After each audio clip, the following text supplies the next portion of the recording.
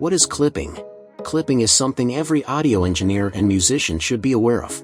It's a type of distortion that happens when your audio signal is pushed beyond the limit of what your amplifier or recording device can handle.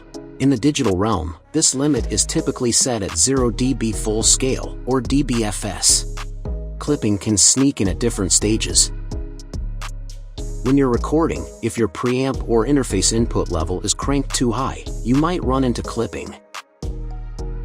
It can also happen during mixing if the output of your DAW or recording device goes past that 0 dBFS mark.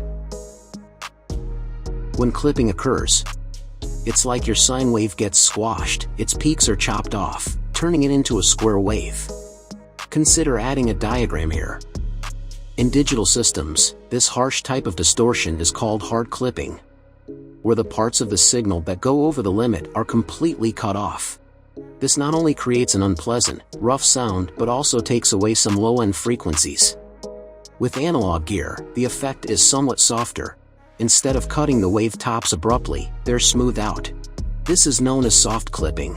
Interestingly, clipping isn't always a bad thing.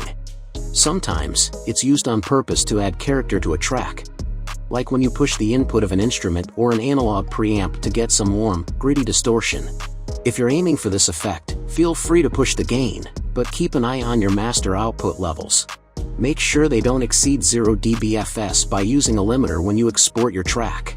On the flip side, if you want to avoid clipping, just keep an eye on your meters. Don't let them hit the red unless you're intentionally going for that sound.